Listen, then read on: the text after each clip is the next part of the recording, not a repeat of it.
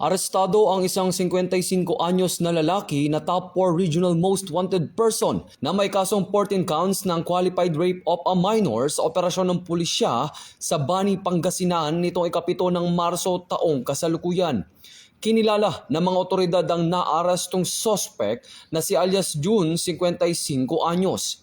Naaresto ang suspect sa bisa ng warrant of arrest na inilabas ng presiding judge ng Family Court Branch 7 sa Marikina City noong ika-9 ng Oktubre taong 2025 na walang inirekomendang piyansa.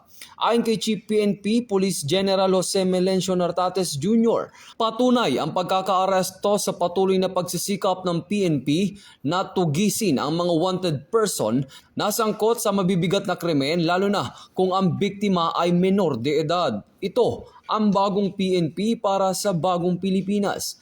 Serbisyong mabilis, tapat at nararamdaman.